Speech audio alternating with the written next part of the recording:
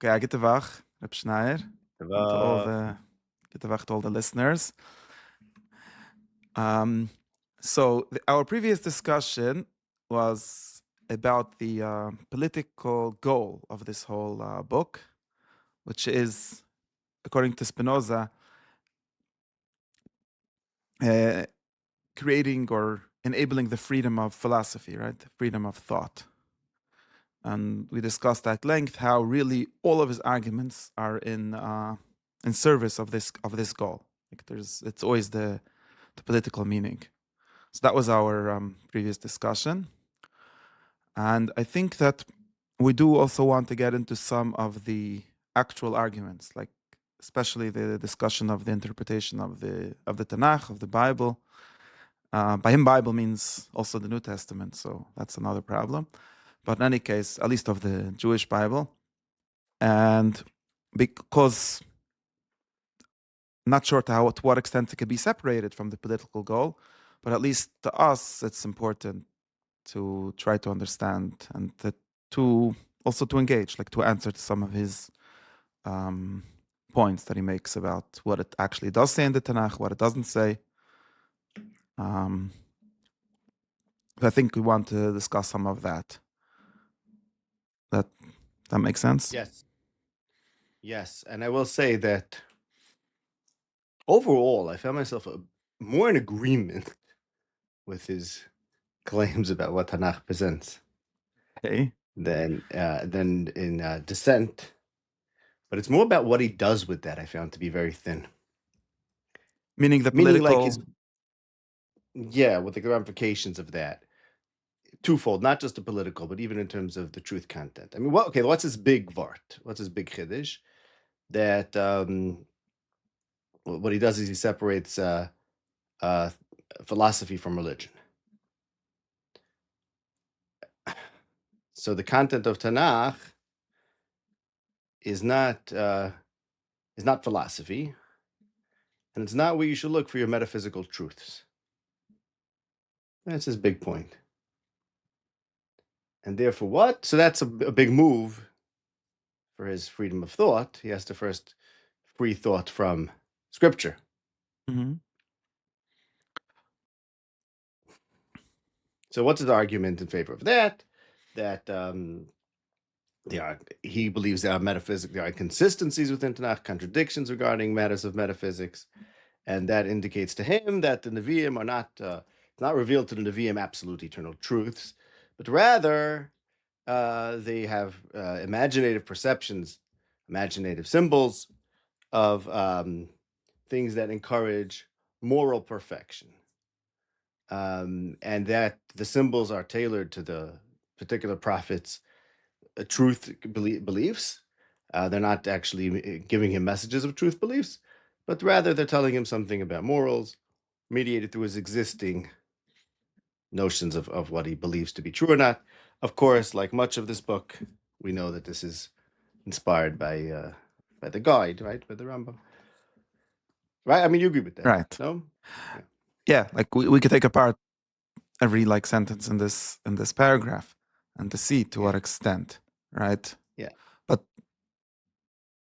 let's try to think about what you said, like so you agree that Tanakh is not philosophy, right? Is that true or not? Because the Rambam doesn't agree, Yeah, or absolutely. maybe doesn't. I'm not so sure. Okay. Okay, The so Rambam does not agree with it? this is question number one. It's a big question, meaning to say, so you see me, and this is one big machlokes between me and you, which we already have. You say that you identify with a lot of what he says about like something like how to read Tanakh, or what it's trying to say, or how it works, maybe in some very general sense. Probably not with all of his pshutim and Parshas Kisiso or whatever, but things like that. But you don't agree with what he does with that, or with his political and philosophical conclusions. Right. I think that there's a lot of how do you say pitui? It's seduction. Yeah, there's seduction in in the way he tries to read Tanakh. And since, or at least from my position, I don't know if I could like disprove it, but from the position where I come from or what I was taught, like you say, even from the guide, which we could talk about in a second, is that it's this that I want to overcome. But that's maybe a different This, when you discussion. say this, you mean what? What Like specifically? this seduction that this is what the Tanakh is doing, and it seems like if you read it simply without, Right. importing foreign ideas, that's what it's doing. I think that Okay. it's seductive, but wrong. I mean, Okay, well, here's the thing, and here's where I think we're not in so much in disagreement. And this is my first criticism of Spinoza. In a way, to me, this is the less interesting one, but let's talk about this first one, which is the content is not metaphysical, but it assumes, Tanakh assumes a very uh, complex and deep metaphysic and philosophy. So what are we accomplishing by making the message of Tanakh simple? If even if we're granted, I don't think that's my second criticism is I don't think it's simple. I don't think it's simple. I think it's moral and psychological to a certain extent, but I don't think it's simple. But my first criticism is even if it is simple. So like, what is simple for Spinoza? Uh, is you should be obedient to God. He likes using the word obedience, justice, charity, righteousness. So like these notions that he calls basic, but I don't think they're basic at all. Obviously, the notion of God there's a lot of philosophy to talk about the notion of God. So just because the Tanakh is taking its premises for granted, and he makes that point, Tanakh never tells you what it means by God or by all these terms. I think that's a very important point. It's a point I make as well. Um, but so what? In terms of Tanakh as an authority, I mean that's a starting point. He's trying to demote Tanakh from an authoritative position of telling people what to think. But if Tanakh is taking certain things for granted, then you are not consistent with Tanakh if you think certain things. So just take an example. If you think there's no God because you have freedom to philosophize, then you are not in line with Tanakh. So in that sense, I think that we are in agreement, you and I, and that it may be that the Tanakh, the actual core content of Tanakh, is in a certain sense simple, but what it's based on is very complex, and therefore it's a reflection of a very complex truth content, a very complex philosophy, and that reflection word is taken is inspired by the guide, where we have the notion of the imaginative faculties reflecting the truths of Mhm. the intellect. So, I'm thinking of that. I see. So I think we want to get to this. The main point that we want to get to tonight is what you're saying, that there is some, like, even on the surface level of the message, that it seems to be more than what he claims it is. Maybe his claim is very weird, even. Like, he doesn't really justify it very well. I checked quickly. I also asked the chat to say if anyone told us what the justification is, and it's like three verses in John or something. But not Mm. helping me. Um, I mean, I think he's saying like, Begadol, one of the Nevi'im want from you is be a good guy. I think is that's that his only main after he point. assumes that like Vayikra is not real? Because if Vayikra is real, then it's very complex. There's something going Right. on there. So that he does another thing with the law. I think the law he pigeonholes the law into being a constitution for a state. He has that chapter on the ceremonial law, so that he's looking at everything else besides for the law, and he's saying, okay, what is the essence of the prophetic message? And that is be a good person.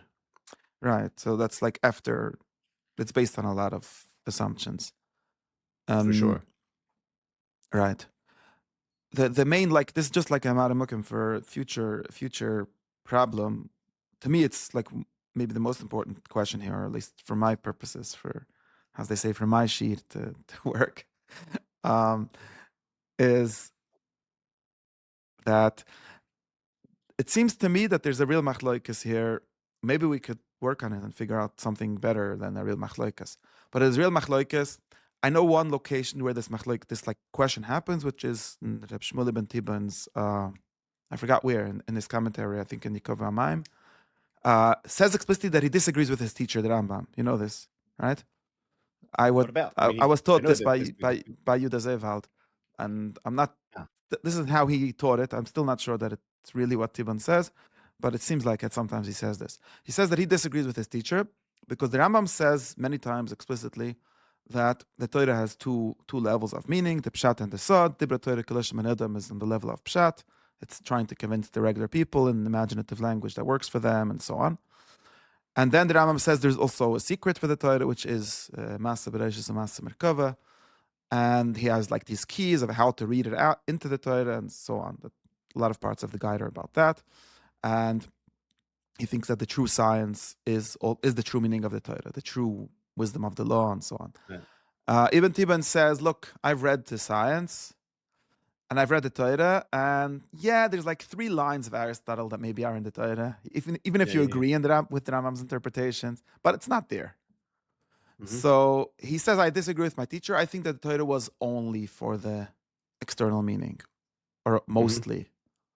And even to the extent that it is also the secret meaning, it's like only so it shouldn't disagree with it, so the smart people shouldn't be upset, things like that.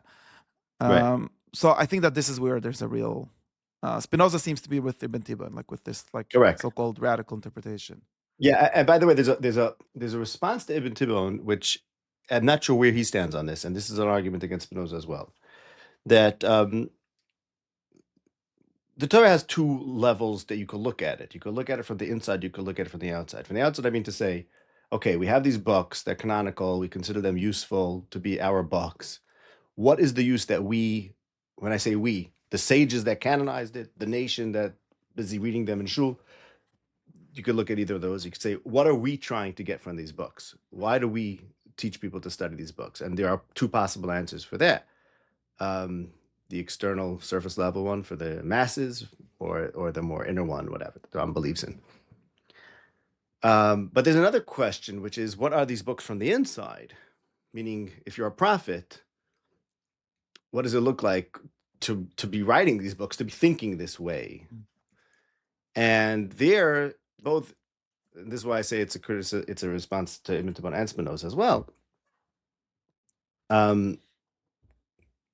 What's it like for the Navi? Is he closer to the secret meaning, to the Sisrei Torah? I think as far as I remember, Ibn Tiban doesn't talk about that. And once taking the Torah after it exists and saying, like, okay, what do we do with this? What does it talk to us?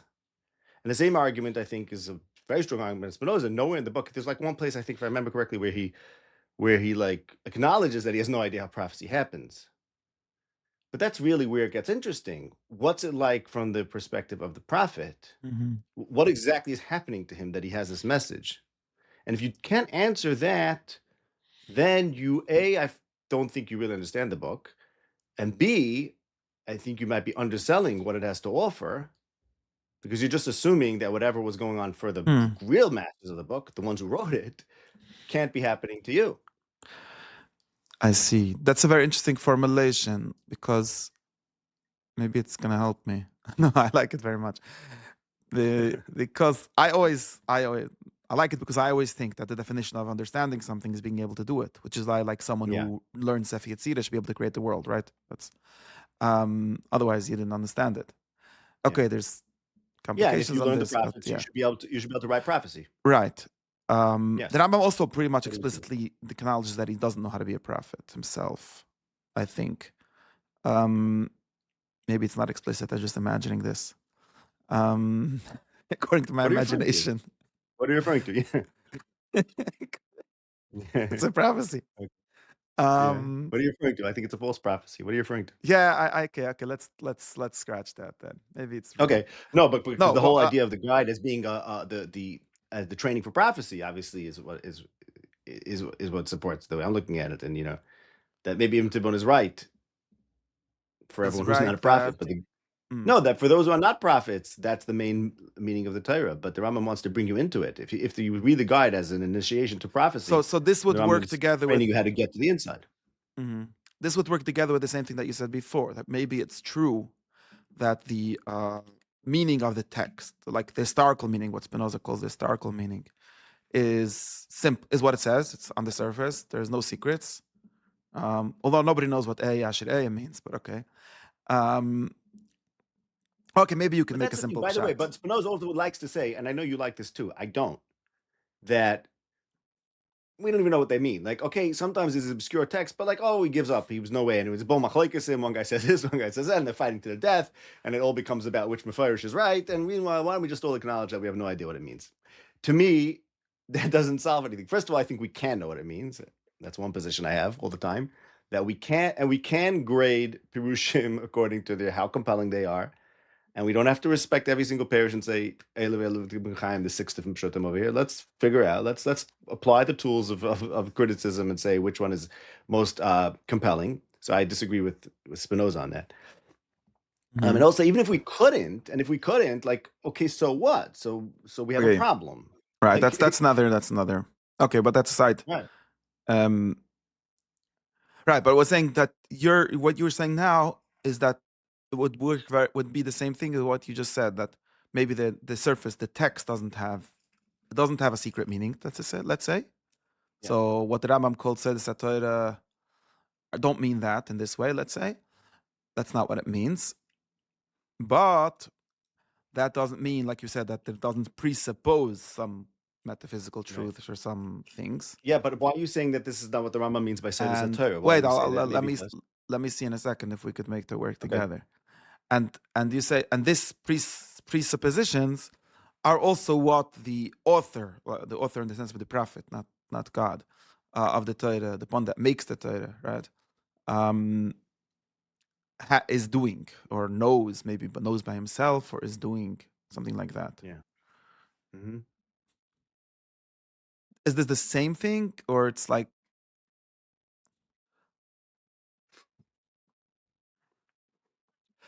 because you want to say that the secret of the Torah is the secret of making the Torah, not the secret of reading the Torah, or that's what secret means? Because I agree with you that those two are identical. If you know the secret well enough, then you're going to be making more of it. I also think that making more Torah is very what the Torah really wants. Like the Torah is to train further Nevi'im who are then going to guide history. This has to do with my political criticism of Spinoza. I think that Nevi'im have a lot to do with politics, and that's how the Torah creates history and creates states. We can get that at a different time. But I think that it's integral to the Torah. It's part of what the Torah is trying to do, is train people to get inside the Torah. Does this work with the Rambam? I'm trying to think. I don't know right now how I see that it seems the same, but what would be the difference between this and someone who says the simple pshat of saying that there's a secret level in the Torah? What's a simple pshat? That the Torah is there to speak in codes or something like that. Also in codes. In other words, that there's information. It's not that the Torah wants you to think like the Nevi'im thought, but rather, maybe it does. Besides for that, it's also has some information that it's hiding, and it's in codes or whatever. And when you figure it out, you're in on the secret. So I guess, if we talk about two different distinctions, one is about the literal meaning and the more esoteric meaning. I think there obviously it's not a big deal.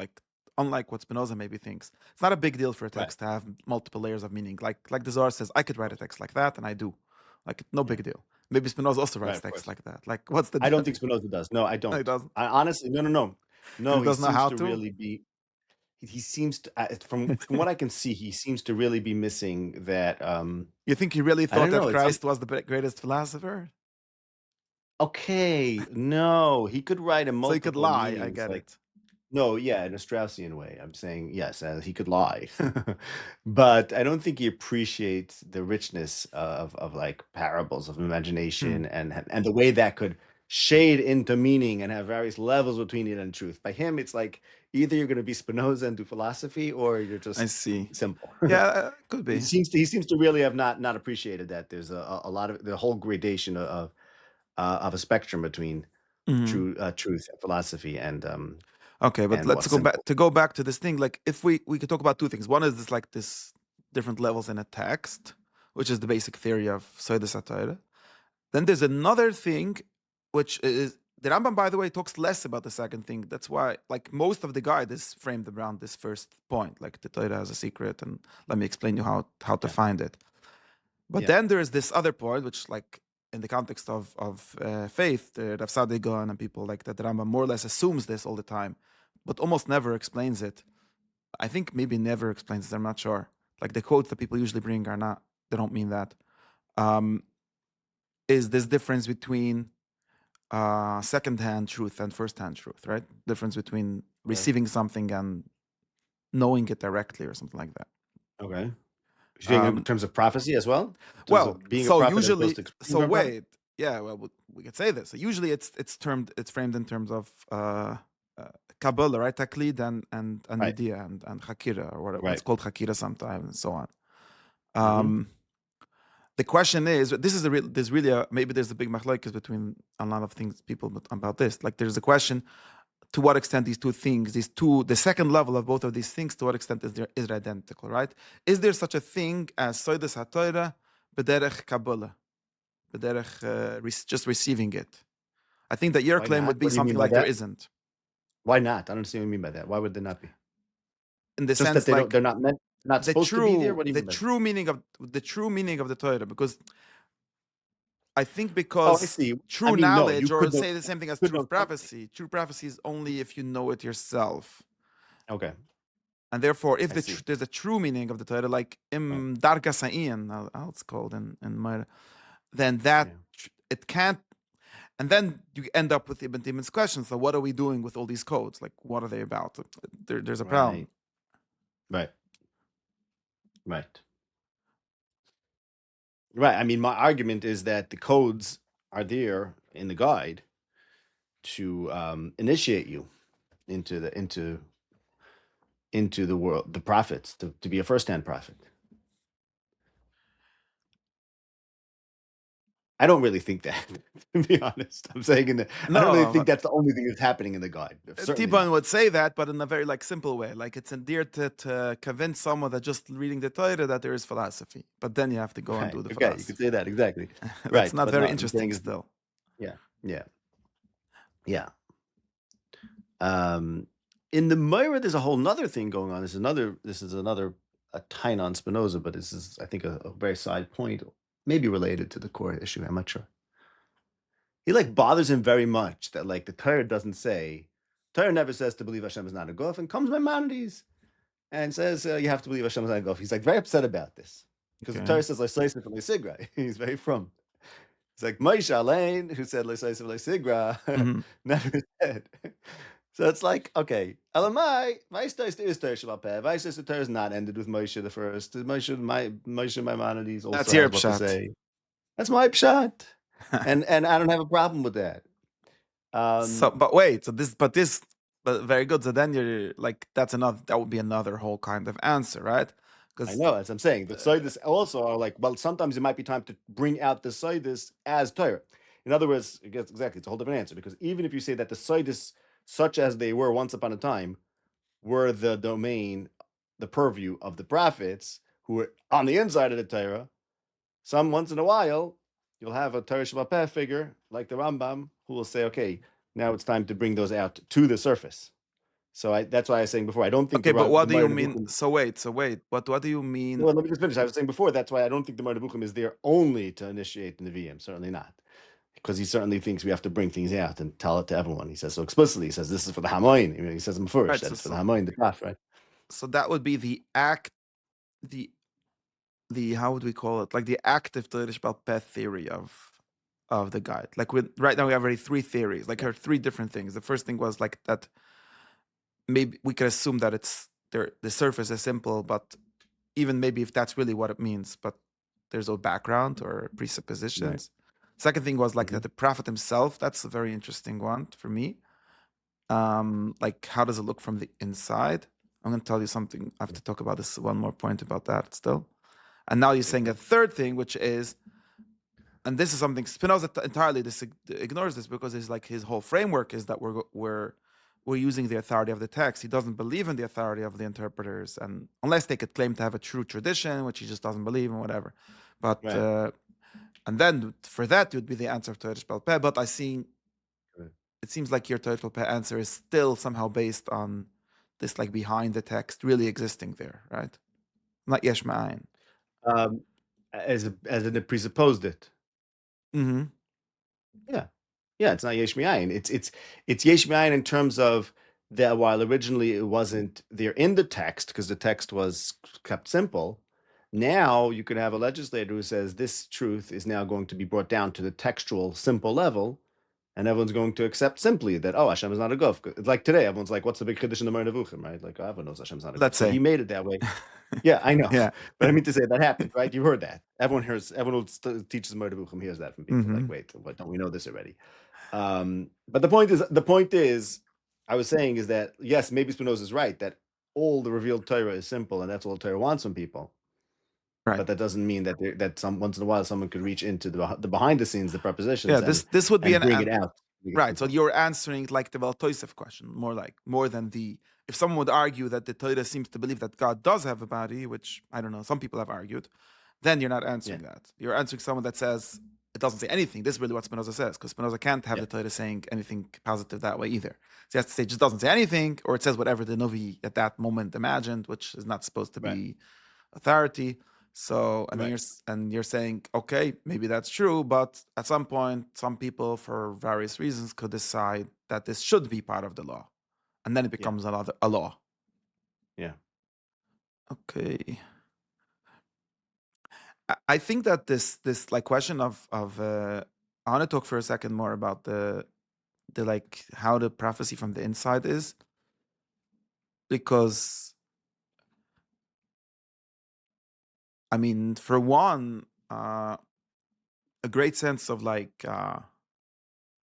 orthodoxy, or however you want to call it, in all of its forms, is precisely negating this, just like it's negating the other thing, right? So, like, I have this bichakira. Other thing, just like the game, Okay, the other thing is what? those words were not. I'm sorry, I didn't say anything. It sounds very interesting what you're about to say. I want to Yeah, make yeah, sure yeah. that Let me I'm let me listening. fill in the thing and the other thing, right? We said that Okay. there are like two not how do you think orthogonal questions, right? One is the question of like independent or direct knowledge of truth in Hmm. whichever way, whether by imagination, whether by mysticism, whether by philosophy, it doesn't matter right now which way. Um, the direct apprehension, or which maybe you could call being mechidish, right? You could have a new, maybe not be new if it's true, then it was always true, but new to you, or some like new revelation kind of thing. Versus uh, like just believing what you're told, or like this Chasimas Okay. Hanavim, the book is sealed, it's canonized, this is what it is, there's no more, Leisosif, Leisigra, and so on. Okay. And there's another question of like particular dogmas, particular truths. Do you have to do this? Do you have to believe that? Should you be a philosopher or a Makabal or a mystic or a chassid or all these kind of things? Very often these like two questions get thrown together. Like like Mhm. I quoted you the Rivash, like the philosophers say that direct knowledge is better than tradition. But it's not only the philosophers that say this. Every Makabal says He this doesn't say too. direct. He says Okay. direct. He says he Okay, can't say. let's not give an interpretation of that. Maybe he Okay, doesn't mean fine, that. fine. Let's assume people Okay, say this. If not him, then someone else. What's the difference? Uh, okay. People make this identification, and Spinoza makes this Hmm. identification, for example, right? Because he's really about like, or anyone, like anyone whose rhetoric is like, you should think for yourself, and therefore you should think what I think, Hmm. right? Is Okay. doing this identification, like why believe Explain what the you were identifying told? now. Yeah, the What? identifying. Explain. They're doing an identification between. Between specific beliefs, or like specific beliefs against what you were told or something, and the idea of thinking for yourself, or the idea of direct contact with truth, which might not be entirely the same idea. Yeah, well, isn't that just because they think that it happens to be that if you think for yourself, this is what you Yeah, think? of course. Okay. But it does No, get so confused. It gets confused from both sides. Like it gets entangled from both sides. And the right. other people say, no, our religion is not about thinking for ourselves, because Moshe already told us, and so on. The moment you say, Mhm. okay, very nice that Moshe told us, how did Moshe know? Right? And the Mhm. moment you open the Rambam definitely, this is something that Rambam for sure does. This I 100% agree with you. Like the Rambam, and I think all the Rishonim, all in the sense of everyone that has something to say, right? All of them, prophecy is an open question in the sense of it's something that human beings do or happens to them, doesn't matter. Still something that can be Mhm. talked about. It's not a black box. Mhm. But to anyone else, maybe this is really where the big reason why Spinoza can't be really the Rambam. Because to anyone else, this doesn't work. Like you can't be a prophet. You could be a Including to prophet. Spinoza. Including to Spinoza, you mean? and according to his rebbe, like to whoever teaches him Echaida. Like, Yeah. Mhm. there's always some weirdos that think they're prophets, but in general, like, you see what I mean? Like, there's Well, what to is that? I mean, is that claim, coherent? is it coherent to what? To not allow, That like, like, to not yeah, allow. to put prophecy in a black box. Like, what does it even mean? In It's other words, it seems almost to me like Spinoza's. It's only coherent if you deny prophecy. To me, Hmm. basically, no, that's what it seems like. The So only way to let's read Spinoza coherently, I think, is esoterically. That he really denies prophecy as having any validity. Nonetheless, he sees these books as having political power and force over people's minds. So but he wait, has before to, Spinoza, everyone, you know, all the he has to figure out what to do with them. but before Spinoza, the religious people, right? Like, right? Why?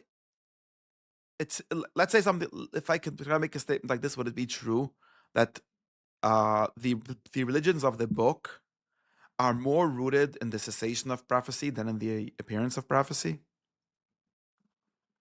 Is Pascha Nevuah a bigger Iker Emunah than Yesh Nevuah? Seem Fascinating question.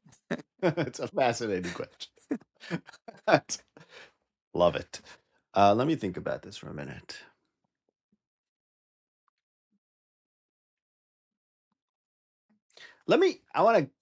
I'm not sure if this is a response, but this is what strikes me. Let's see what happens if we go here.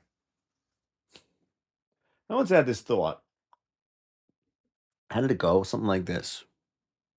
Right, they want to be going to Zichezkel because it contradicts the Torah. When did they want to be going to Zichezkel? Like hundreds of years after Zichezkel was written. Like 300 years, something like that, 400, whatever. What happened till then? Okay? So my theory goes basically like this. Before Pascha Nevuah, no one has a problem with a book that contradicts another book. Because he writes a book, you write a book, I'll write a book. It's fun, it's lebedik, it's ongoing. We don't have to make everything work. But when you have Pascha Nevuah, so instead of me and you studying to be prophets, we're going to be studying the prophets. So we can have a curriculum. Have a curriculum, we have to have the authoritative pshat, the footnotes that make sure that the curriculum is internally consistent. So it was when there was this decision that we're having a curriculum relating to the books as not things that are going to guide us to do what they were doing, but rather books that will tell us the conclusions or something. Then we have to make sure that there's a consistency to the books that are then canonized, basically. So I feel like in that sense, so Pascha Nevuah is Taka really big Iker because it's a very different relationship to the books, right? Is that sort of what you're getting at? I mean, yeah, it makes sense with what I'm thinking for sure. Like, I would say something like, why, for example, Spinoza like, this is a real question. Like, we could talk about the Rambam. For the Rambam, there's no Iker Pascha Nevuah. There's an Iker of Nitzchis, of Nevuas Moshe, which is the Rambam's substitution for that. Whatever. I think that we're going to get too far if we open this thing. But for Muslims, there's an explicit Iker of Pascha Nevuah, for example. For Christians, there isn't, and it's one of the like things that divide how do they call it, the denominations. But in reality, there's Pascha Nevuah. What am I saying here? Like, if you assume, like, so there's a question, like, what is the more paradigmatic or genuine case of a religious society, right? In the case of everyone here is trying to theorize what that is. Spinoza is just taking the like most deflationary account of it, right? But is it the one where there's a live prophet, or is it the one where there's a dead prophet, right? Well, I think that's not a fair question because I think we have to consider why is the Pascha Nevuah important to people. In other words, what conditions made this Psikas Nevuah an important idea? Yeah, You're looking at it. I think you're looking at it like somehow there's a better religion that way. But I I don't would say, know. well, I don't know if before it's Pascha better. Nevuah, it wasn't. No, it could be No, but before Pascha worse. Nevuah, it wasn't. No, there has to have been some reason why Pascha Nevuah became a thing. For sure. and there's for sure reasons for it. But what I'm saying is that our conception of the Torah, or even of a Torah for the most part, um, is the one in which there is not a prophet, or at least not one with Speak for yourself. authority. Speak Well, for the yourself. Rambam said this. The Rambam said the only real prophet was Moshe, and there was only one. Oh, Uh, that's what you mean. Okay, so now you're going to the Rambam. Yeah. Okay. that's just, Yeah, of the course, the Rambam Rambam, Paskin with Moshe for sure. right? True. And Yeah. in other words, if Spinoza or any like Apicorus like Spinoza, like someone that wants, right? Let's again, just like he could give a deflationary account of the prophets, we can give a deflationary account of him, right? Anyone that comes and says, "Look, I have my own thoughts. I want to sell it to you. I've wrote this book of Okay. ethics. Follow it. True. Don't follow the Torah." Okay, and then people say, "What do Yeah. you mean you have a Torah?" So what would be his response in like a truly, how do you say, in this like live religious phase? He would just say, "Ah, I'm a bigger prophet than Moses. I could make bigger miracles." I don't know. He would have to do something, obviously. Okay, maybe that's why Yeah. he didn't do it, because he couldn't do bigger miracles. But like, Okay, um, but wait a second. I think we got confused over here because we were talking about Spinoza and the fact that he's deflating the message of the prophets, and we were talking about prophets, post-Mosaic prophets. The fact that in the Rambam the only true prophet is Moshe is not relevant for our discussion because even we're talking about Paskin Nevuah from the Nevi'im who were able I to feel like interpret Moshe or understand Moshe. this is a big wrench in the whole story here. Does Spinoza talk about this like difference between Moshe and the other prophets He does, yeah. Well, in he the has this thing Rambam's about way? Moshe's voice. Moshe had a voice, the other ones didn't. Ah, the Things tech like tech, that. but. Moshe was a real voice, for them it was imagination. That whole thing. A little Hmm. bit. He has that somewhere in the Yeah, second but like, chapter. but I mean to say like this. I feel like I told you I'm gonna get very stuck with this whole Moshe and other prophets thing. Um, but in any case, because let's be real. Like a prophet that I have you. I think we agree on the thing. Like the Rambam's, according to the Rambam, prophets, post Mosaic prophets, are kind of useless in terms of doctrine and in terms of mitzvahs. They're only useful for politics in Well, some sense. so that's a big deal. Yeah, but No, in other words, doctrine as it applies to politics. Like that's why I wouldn't say there's no new doctrinal no doctrinal chedushim, but there are doctrinal applications within providence, within history. right. So the question is like, That's yeah. if there would not be, if the reality, like the reality is in the actual religion that we have, the thought, the principle that there is no prophets nowadays is probably more important than the principle that there were once, or at least You're talking equally about important. even you're talking about post Moshe. I think. Hmm, I'm not sure. No, I think the Moshe one, because this is because we don't follow prophets. We don't follow any kind of No, I'm saying prophets. post Moshe. I'm saying once. No, I meant to say right. Once Moshe died after 120 years, Yeah, now it's that's enough. analogous to Muhammad by the Muslims, right? The Khatam HaNavi'im. It's the Yeah. same thing. The law finishes. Mhm. Uh, could someone tell you that you have to do a war? It seems for the Rambam that you don't have to be a prophet for that, really. So I'm not sure I have all the What do you problem mean? with that. Hadas show doesn't need prophecy, and doing wars Russia doesn't doesn't need have. prophecy. So it's not really like prophecy is good to have, but not needed really for the Torah to work. Hilchas Mhm. nevuah, hilchas, as far as I can tell, it's Okay, not that's very clear. The interesting. Ram doesn't make this clear. We have to figure this out. That makes that the But guy's chayiv misa if he doesn't listen, whatever. But who cares? Misa b'dishamayim. well, if you don't listen, yeah, it doesn't make a difference. But if you don't listen to the Rebbe, you're chayav misa. It's true joy, you know. Doesn't make a That's also a difference. Gemara, right? I've a chacham. So what's the difference? Okay, I Right, hear. right. And bezin makim va'injish leimen haTorah, all of that. You don't really need Uh-huh. nevuah for this. Okay, Um, interesting. Interesting. Okay. so, but that's a different problem. But let's All talk right. about whatever the text that we're using as an authority, and we're Yeah. only fighting with a text. You can't say this is where it goes back to your point, to like the problem with your point, or like the big chiddush with your point, which is that you can't be a prophet because you can't be from the inside. We can interpret what it would mean to be Moshe, Right. but we can't be Well, Moshe, or we could only yeah. be Moshe So, and not something else. oh, that's okay. That's the thing, right? It is possible that we could be Moshe, as the Gemara says, Moshe, and the Tikkun Ezra says every generation is a Moshe. It's Pashtus of the Moshe, Bechol Dar, whatever. Those are trying to get around this problem. I see, but No, but I think it's fine. No, because what they're saying is that And this actually, it is a good way around the problem, because basically what that suggests is that Choisem Nevuah just means, like the Rambam says, it's perfect. So what are you adding?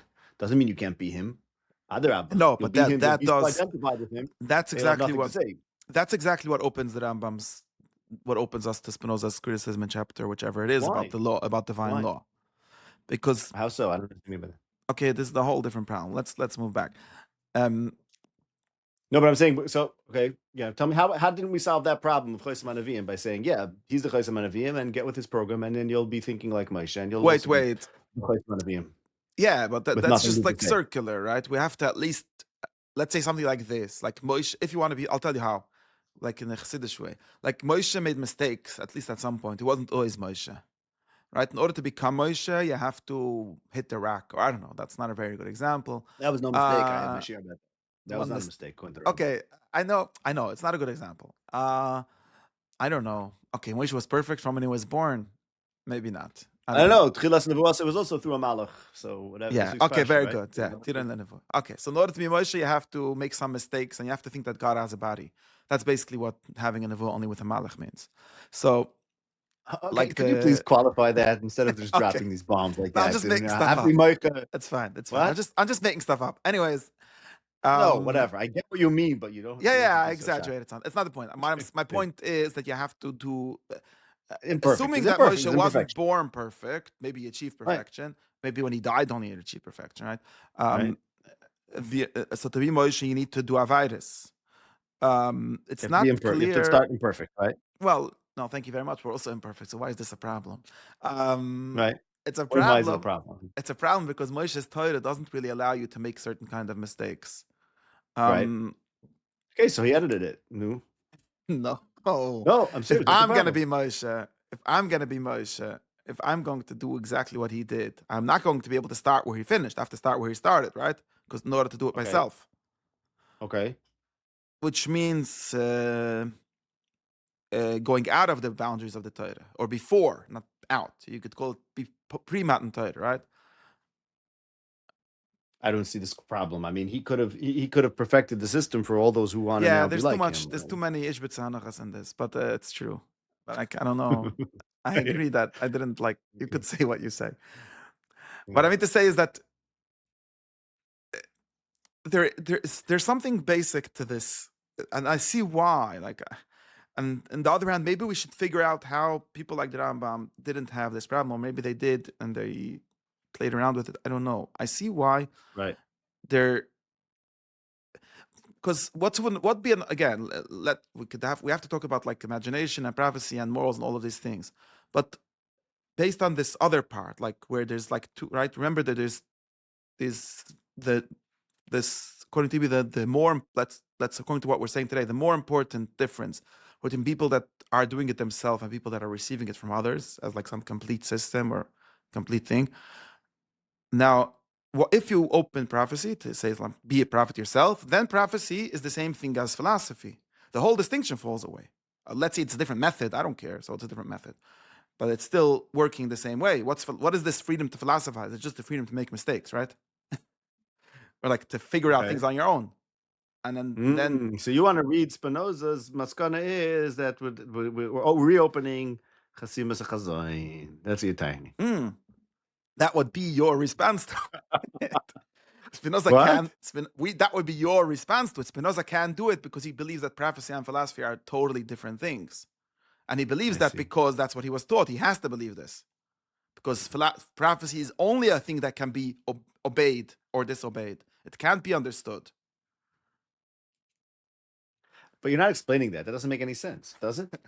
What doesn't make No, I'm sense? serious. Why would that be? I see that. I Why see this. prophecy could be? I see the vibe you're picking up in the book. I get it. And I mean, the only thing it sounds like you're saying is that like he was stuck within a paradigm because he went to school, and like everyone's stuck in that Well, paradigm. you But went to then that school, so tell us how to get out of it through that school. That's really the question for you. Like, you also went to the same school, right? and one day the switch went up in my head. Wait a second. Why So am I not how? being a prophet? Let me try. Nope. But it's not an issa to be a. There's no issa. You sure? Huh? You sure there's not a chash in a psal? I don't know. Like, you sure it's not an issa or something? Chash no There's one visheker at chash. least. There's a pasuk, Zichur Teres Moshe Avdi. I saw that they bring from a Chaim Brisker that he said That's the last pasuk, because the pasuk is Hine Nech Shalech Lachem Zichutais Moshe Avdi, because pasuk is saying that until Eliyahu Navi, there's not going to be another Navi. So till then, all you got to do is Zichutais Moshe Avdi. Oh no, you have to talk with Eliyahu Navi. That's why everyone was talking with Eliyahu Navi all this time. I see. Okay, Um, I hear. That's interesting. Okay. No, but I honestly, I don't know of a source for that. That like the return of Nevuah has to be no, I don't Dafka mean a Eliyahu Navi. source for that. You get what that's sort of like a joke. There's something where, I mean, again, uh No, what I'm saying is he's reading it like a pasuk. That's like a yeah, din. I I get think he that said. I shot. mean, the way it was quoted, it wasn't his ksavya, whatever. It was like someone quoting. Like if a navi would come and say, "No," he said this. He said if someone He would come and has say, to "I'm a be navi," he'd Eliyahu say, Navi. "You know, I'm a navi," right? Which is against the Rambam, saying if you're royal in Nevuah and you have a Yeah, miracle, we believe you. It doesn't say any, there's no conditions that's on a that. big problem, Yeah, that's though. But that's halacha. Like, you know the true answer, right? to what problem? We just won't believe you that you're a Navi, even if you do a miracle, or at least Well, the because Ve'ela The Rambam has Charedes. the biggest. The Rambam has the biggest carve out. He says if someone comes who's royal in Nevuah or something No, like that's that, the you know what I'm talking about? excuse. Yeah, I know. Yeah, and he does a miracle. Yeah, I know what you mean. Is that the lush? I want to look it up if that's exactly what he says. Yeah, the Rambam gives this excuse, and also, but on the other hand, the Rambam makes the miracle as small as predicting if it will rain tomorrow. Like you don't really Right. have to do any miracle, A person who we knew, Shahayunu Yadibim B'tchilasi Shiroi Lenevuah. and nobody knows this You think anymore he's like because deliberately? What? I don't know if it's You think he's deliberate. deliberately like making this big No, carve out? Like, what I'm would not he saying do what the there? Rambam would do. I'm saying in reality, people we know this because someone tried this, and his name was Nisan of Aza, and people actually were down in these Yeah, no, halachas, I don't know. I think he didn't have anything that and interesting to say. that's possible. But the Rav Saspot actually works with this Rambam and so on, and basically, No, what I'm saying is, what I'm arguing is though that if someone did have something interesting, come write a no malachi and write a new Yeshaya, you'll have no, my they attention. won't. You'll have a lot of people's attention. But this is okay. We're getting into a different discussion.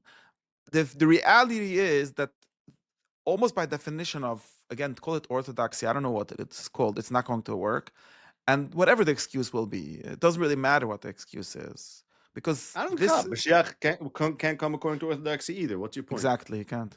That's the problem. Okay, so then orthodoxy is internally inconsistent. Fine. It's entirely consistent that it waits, like Shia Levitt said, he waits for Mashiach, but Mashiach can't come. Well, it's very consistent.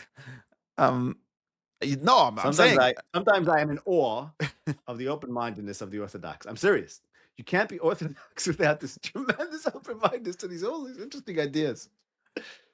no, but you see the proud, like, okay, maybe you could say, like, the theoretical answer is that, like, the Bezdin will decide that you're Mashiach, and then everyone would agree, or something like Exactly. that. That's my answer. Uh, Just make sure I'm on the Besdin. See, yeah, that's my whole but I'm point. I saying think we is can that discern. I think we can discern between good Torah and bad Torah, and there's good prophecy still and for bad prophecy. sure a very serious like thing where not I don't even know if only mistaken, and we could even justify this probably. It's, um, hmm, I have a question for you.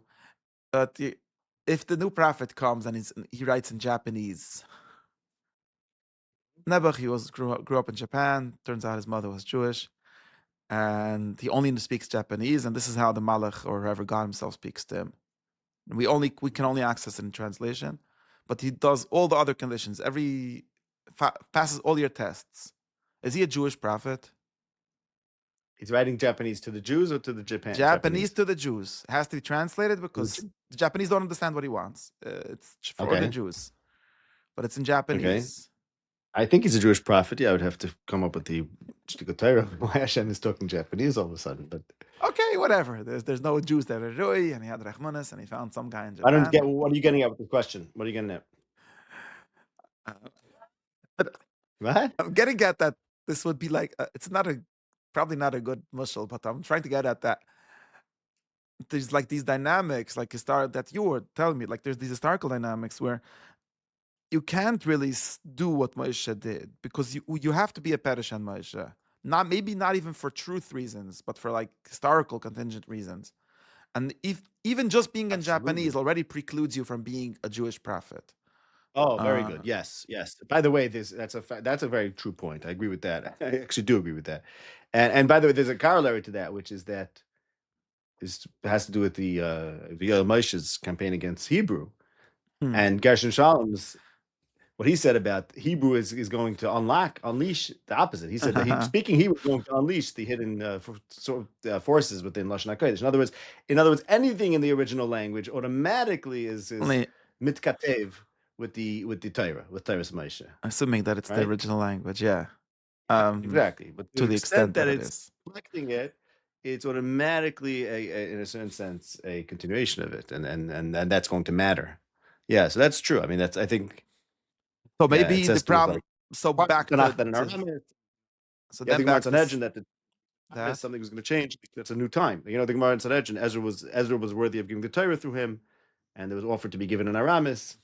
I think that means like, okay, a new Torah is like it's the writing now in Aramis would mean we're no longer in communication with Torah's Moshe. But he only changed the font in the end. Yeah, but some parts of Tanakh are Tak and Aramis, which I suspect are maybe. And those the parts new. are going to be are not authentic. Oh, No, they they're are. not in conversation with Torah's Moshe the same way the Oh, other there's ones are. something confusing with them. There's very few parts actually. So like I think it's one like 10 second. chapters total. Yeah, okay. But we're making the same mistake here, I see, because I'm trying to talk about the Nevi'im that aren't consummated Torah's Moshe, and even those came to an end. Spinoza is not even granting. Wait, what? Okay, wait, but I'm just trying to I was just gonna get back. You'll tell me in a second. We'll just try getting back to the point that maybe then if Spinoza is speaking Japanese, then that's his problem. Like I was trying to ask why he can't come and say I'm a prophet. Why does he have to do this whole thing and say prophets are nothing? Listen, believe me as a philosopher, which is this separate thing. Just say you're a prophet.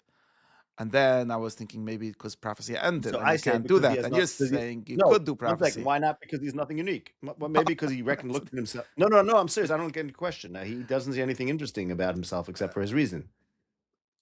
No, I don't. I much don't understand your question. Again, you could always say nothing to sell, and that's the kasha doesn't start. But assuming that he's like really stuck with this problem, why doesn't everyone? That's not really what he's stuck in. What I'm saying this story, like he's stuck with this problem. Why doesn't everyone believe me? Oh, because they're all looking into this book. So let me explain to them why they shouldn't look into the book and they should believe me, right? But and then what he says is Japanese. So why didn't he just say it in Hebrew? And then it would just be Perish Spinoza ala Torah, or even we could call it if it would be good But he enough, would be doesn't a good believe that. prophet, a new No, prophet. but that would be inauthentic because that would be dishonest because he thinks that Torah is not selling philosophy. So you want him to sell his philosophy as a prophet? I don't get it. That would be a new Torah because the Torah is not philosophy, and he is doing philosophy. I don't understand what you According want. to him, he decided that the Torah is not philosophy because he wanted people to believe in his philosophy, and he couldn't say that it's Torah because he believed that not because it wouldn't work.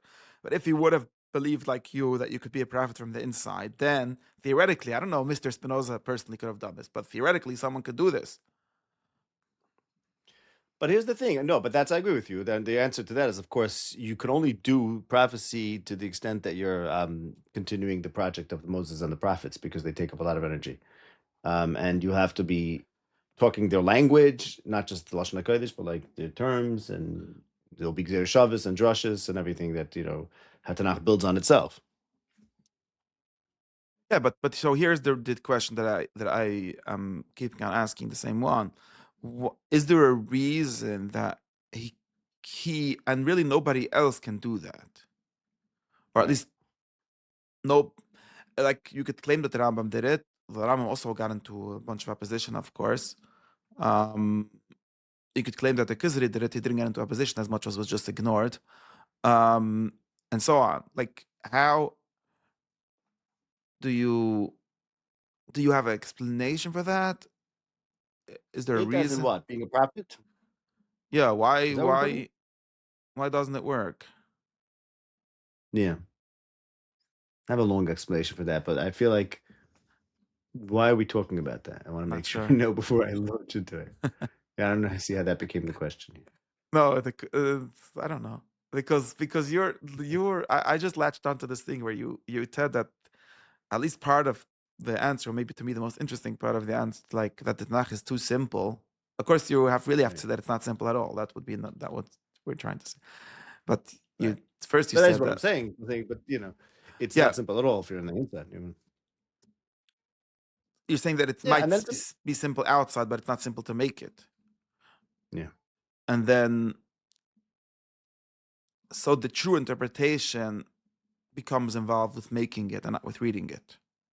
right, right. In other words, a true interpretation requires being in the mindset of the writers. Is basically what I'm saying. So I'm not saying you have to be a novi. I'm saying it involves adopting a kind of mindset.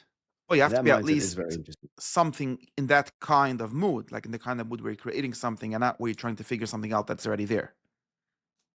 That's probably true. Discovering, maybe not creating, but just creating Probably. this language. And it's Hmm. not only Spinoza that's not in this mindset, it's basically everyone that Yes. since Paskin that's in this mindset. Yes. Yes. So that's why we got to Absolutely. this question. That's why. Right. No, totally no. But I mean to say is why do we care why that's the case? In other words, if we're trying, how is that going to shed light on our core question here, which is what is Tanakh? Right. Only Meaning, like because, I said before, I think it seems to me Spinoza's assumption is Tanakh is nothing really, because he can't answer that question why this is the case that we don't do it anymore. And the answer is really his real answer is nothing, and that's his esoteric meaning. That's I suspect. But if right, we're and going to assume it's something, even the kind of Rambam or something like that solution can't work for him. what do you mean by that? What kind of solution? I don't know. Is there a solution? Do you think really that all these Rishonim are wasting our time and we should listen to Spinoza and go back to the Tanakh? Or did they have some solution that stopped working at some point? That obviously stopped working. Like that project didn't continue really. Which Um, project? The project of Nebuah? the project of Moreh Nevuchim in the broadest sense, right? Right. Of actually understanding the Oh, you Torah. mean of finding like the true meaning of discovering the true meaning? Yeah. That project? What do you mean? Yeah. Oh no, I don't think we should accept Spinoza on that. No, absolutely not. But But that's what I'm saying. I'm a maximalist, and I think we have to go back. We have to utilize all this Perushim to get back, all the way back into the minds of the Nevi'im themselves. Otherwise, if we can't do that, I sort of do accept Spinoza's point. Like, what do we do no, but here? I asked, This is my kash on a lot of the Perushim. What's the kash on a lot of Perushim? Like, what's it for? What does it do for you? if they think that they can't do it themselves, then why are they wasting the time? Why can't they just figure it out?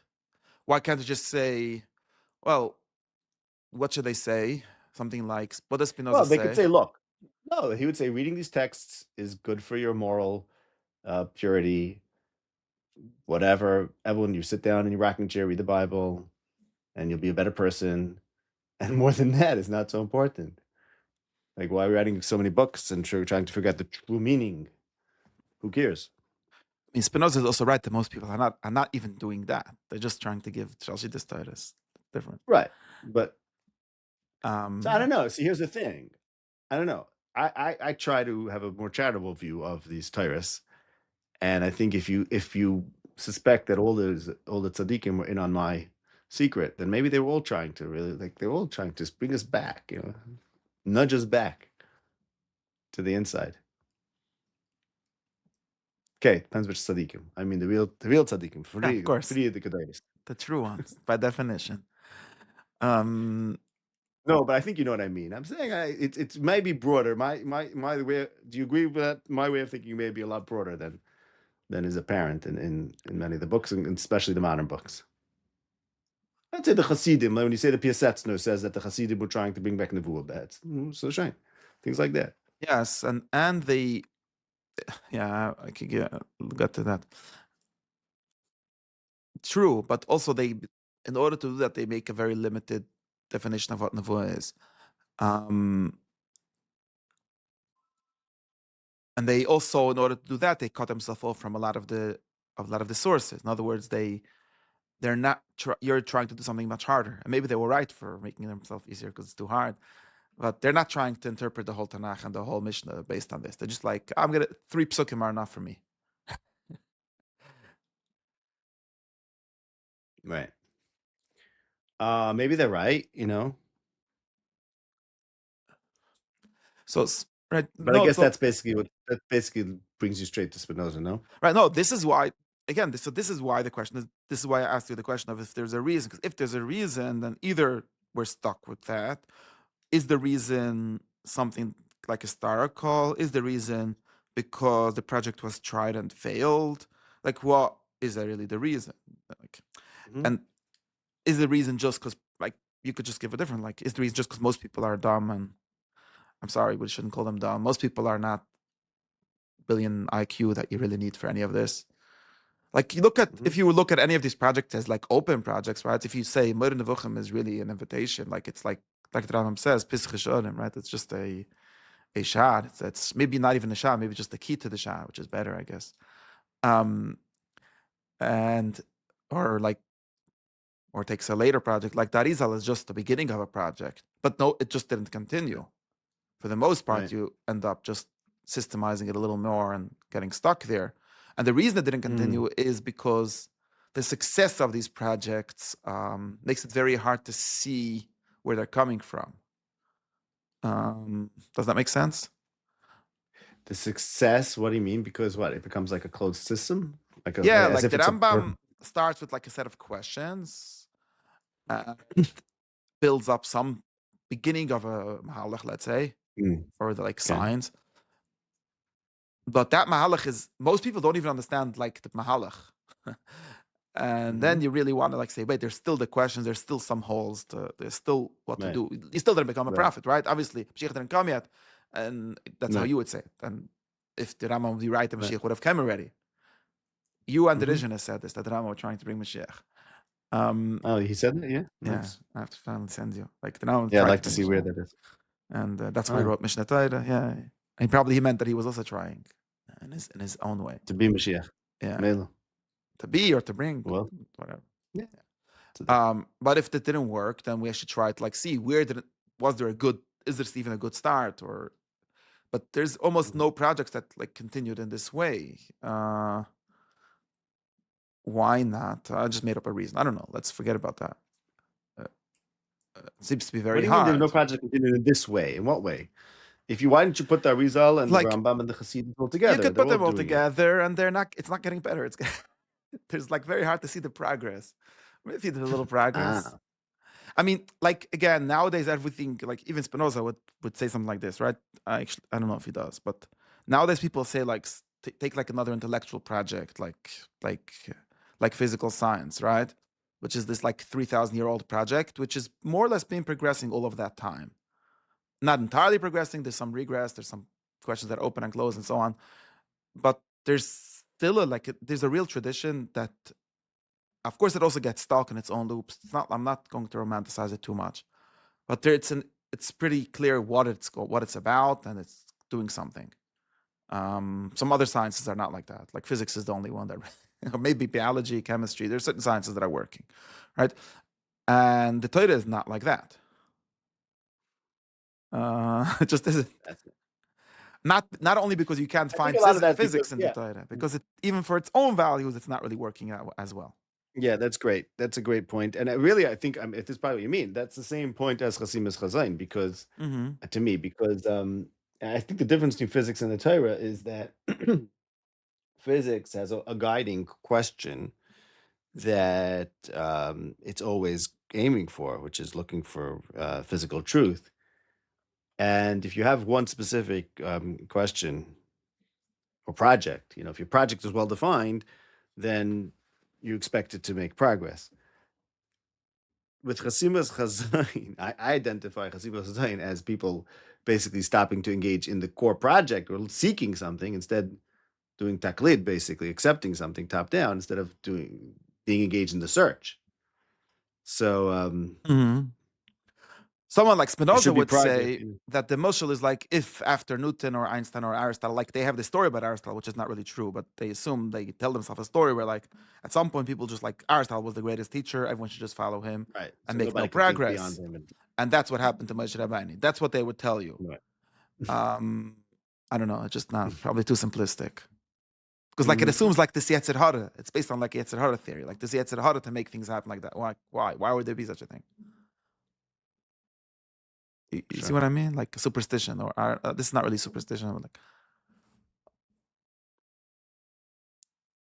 Yeah, there may be something unique about the search for God that once people find him, they they close discussion, Well, it's in not a just different the way than physics. search for God. It's more like the search for God and all that follows from that, which is still open, right? What do you mean still open? I don't know, to the extent that it was discovered, We still don't like. maybe. I mean, of course, Spinoza like would say that nature is what God does, and we still don't know much Right, of that. And even if you talk right. about like morals or law or ethics, which is also the Rambam says that mitzvahs are just another thing that God does, right? And Um, therefore what? we still don't understand them. Like it's not true that it's like uh, No, totally. But what I'm saying is that those who have made what I'm suggesting is that those who made some progress and had some success in the search for God tend to monopolize the conversation in a different way from other sciences where we're why? able to search past them. Why would they do that? I mean, why? Like if you talk about the people always do that. They do that in physics too. Just it moves on at some point. Uh, Hmm. why? Like why Well, would so it? that gets to right. Right. So we can't really answer this question without getting to what the, the prophecy is, the thing that Spinoza puts in the black box, right? Okay, so back to where we started. But is it that part of the like thing that stops it is the not even answering what it is? Is the question? Is there something that causes the question to be hidden always? I mean, there is. But why would it lie? Why? Yeah. I'll just ask you a Um, question. Maybe you could help me. yeah. So a yid came to me and said that he has two questions. One is the Torah true? The second question is what is the meaning of life? And Okay. I told him like, okay, are these two questions have something to do with each other? Like, and he's like, well, I was taught that the Torah is the meaning of life, but if it's not true, then I don't know the meaning of life. But is there a meaning of? Got it. And I'm trying to figure out like, is it the same question? Is like all I'm getting at is like I'm looking for the way in which it should be the same question, but saying that Torah is the meaning of life is not the meaning of life. Something like that. I don't know. For sure not. Wow. Uh, could you help me? Like, do you know how to like? I mean, I think I know where he's coming from, but I don't know if that's going to Yeah, I help get you. it. No, I'm trying to help that to save him. Like, how do you get him? Because I do you think that it's good to have these two questions be the same question for this person and the way it is? No, of course not, It's not good, right? Why not? because I want him to be a prophet. Well, because he should explain. That's not very good. That's what I'm trying Yeah, to get. Like, exactly. why is it I not see. good to like have like it's true, like many people are like very intensely searching for like is Bible criticism true, but they don't really care about the book, right? They care about the meaning of life. 100%. All the time. And and that seems not to be And productive and for and what I whichever tell them reason. basically, yeah, I mean, what I tell people, I think it's a very similar question, and I never had it formulated in the particular that two-pronged that lemma. No, someone But Amish came and said this. Like I didn't say it. yeah, that's great.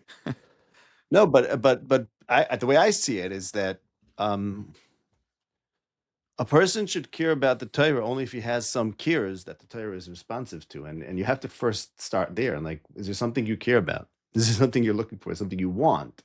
Let's see if there's something you want. Maybe it's God. Maybe it's purpose. I don't know.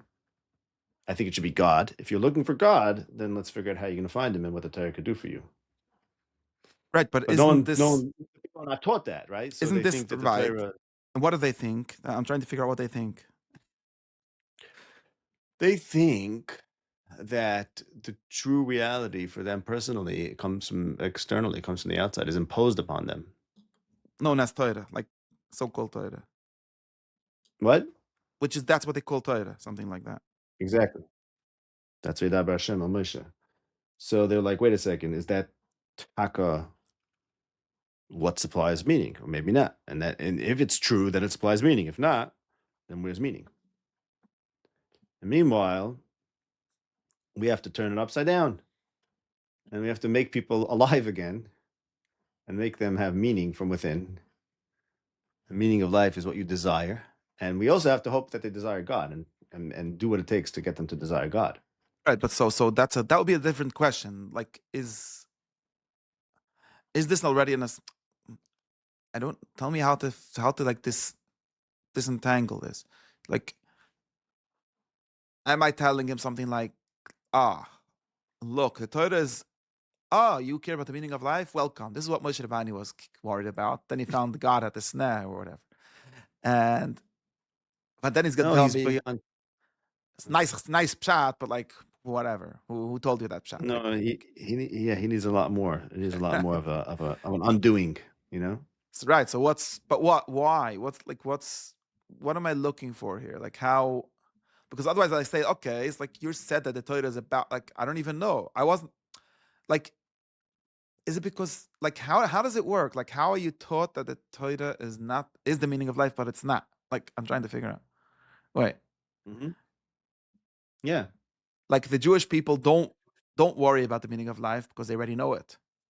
because they have a black box that contains it, which is the Torah, right? Exactly. But the life doesn't actually have a meaning. Mm-hmm. That's right. You just So summed it up. so this is what we have to figure out. How to. So Spinoza would tell you, forget about the Torah. Let's search for the meaning of Right. life. Exactly. Maybe the Torah is good for exactly what it is. No problem. Move on.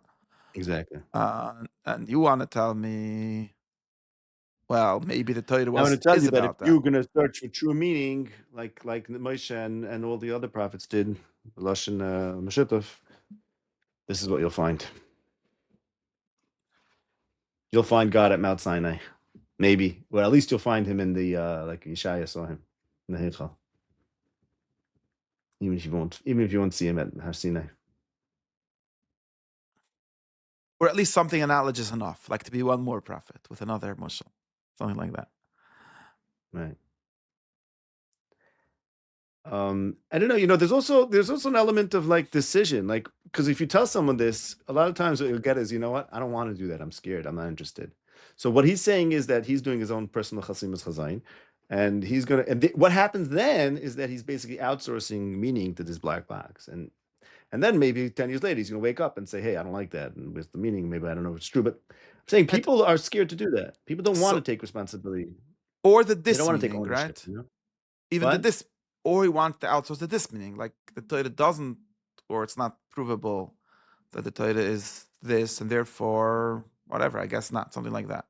But you would also say is outsource because you Yeah. didn't do any work. Yeah.